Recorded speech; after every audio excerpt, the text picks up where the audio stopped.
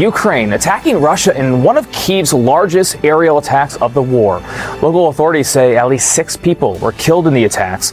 Russia says it shot down more than 800 Ukrainian drones overnight, nearly 200 of those in the Moscow region.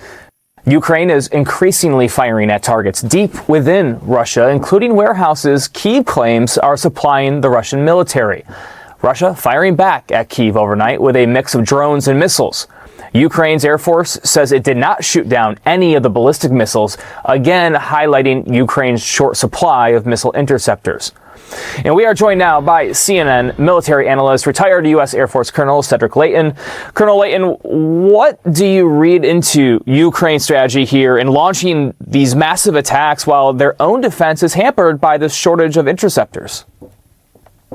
Yeah, Brian, good to be with you. One of the things that is critical here with the Ukrainian effort is they're trying to saturate the Russian air defense and missile defense systems.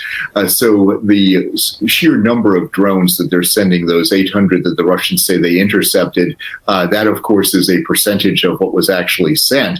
And what that shows is that the Russians, yes, they do have some anti-drone capabilities, absolutely, but there are drones that are getting through. And basically what you're seeing here is the Ukrainians are going after a certain set of targets that are designed to hamper Russia's war effort. They know they can't defeat Russia on the ground, but they can defeat Russia, or at least move it to a stalemate in the air and in the drone war. And the drone war has basically taken over almost every aspect of this war, with the exception of what's going on in the Eastern Front.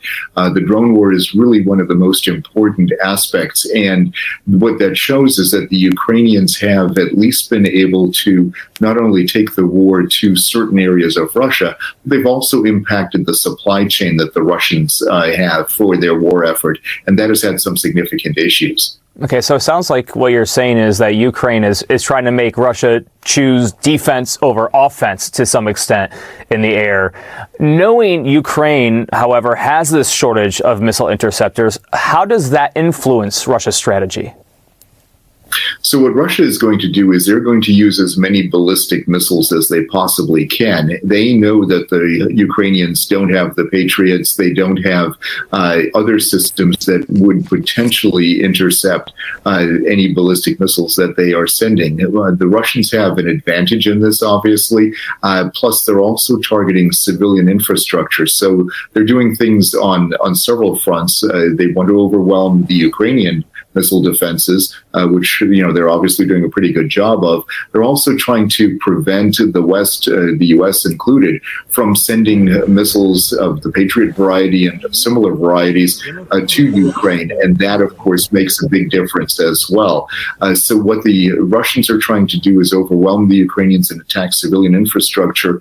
The Ukrainians are in a situation where they have few defenses, but they are also punching back in a different area. And that is an effort to throw the Russians off balance.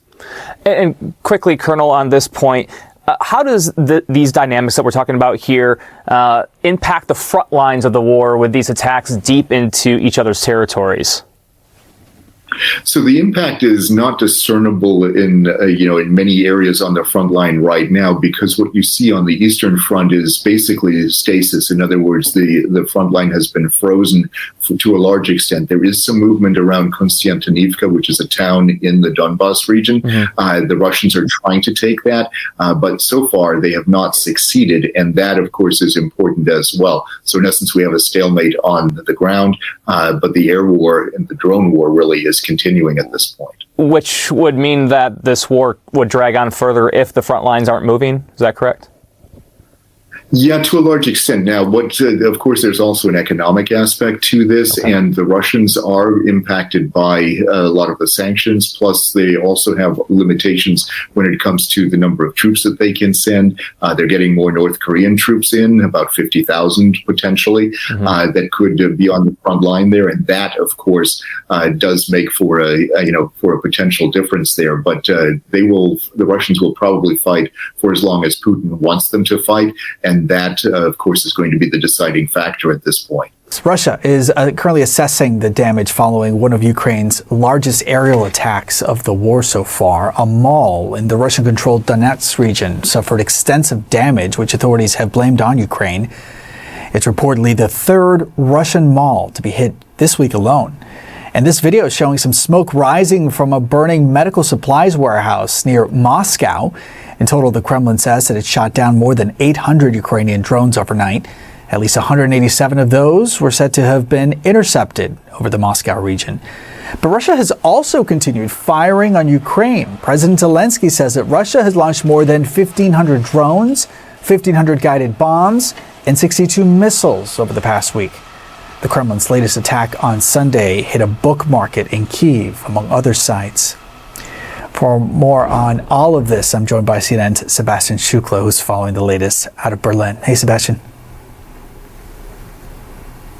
Good morning, Paolo. What we're seeing as these trades of airstrikes continue almost unabated every night is that just this last night, Paolo, we've seen Moscow and Kyiv trade attacks. Ukraine has attacked the Belgorod region. It's a neighboring region of Ukraine on the Russian side of the border. And equally, Russia has attacked Sumy, a borderland region of Ukraine too. And unfortunately, in both of those situations, there have been fatalities as well as casualties. You alluded to that enormous attack, the largest ever, according to Russia, that was launched by the Ukrainians across Russia, but largely focused on Moscow. This is a phase of the war now that we have been in for considerable weeks, if not months, and it shows no signs of abating, because the way that this war is now developed, it is now being fought almost predominantly in the skies. The battlefields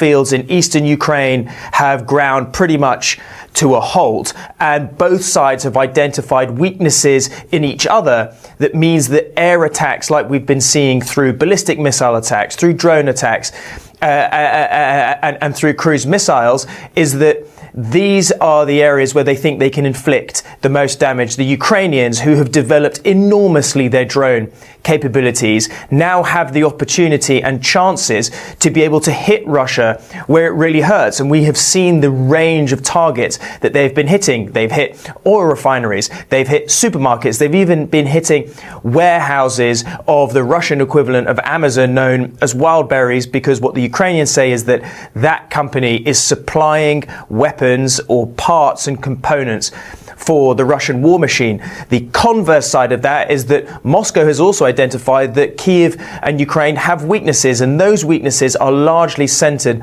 around Ukraine's ballistic, anti-ballistic missile capabilities, namely those Patriot missile interceptors, which are so depleted right now in Ukrainian stockpiles that they have to be sparing about where and when they use them. And the Ukrainian president has been calling for weeks now for an increase in those PAC-2, PAC-3 interceptor missiles, is what they're known in the military jargon, that they desperately need, but they are in such finite supply because they are only produced in the United States. And obviously producing a missile or an anti-ballistic missile like that is not something that you just roll out in the space of a few hours or even a few days. And what the Ukrainian president is calling for now, and I quote here, is that for the European allies and their Patriot missile systems and missiles not to sit idly in storage. These European allies, who are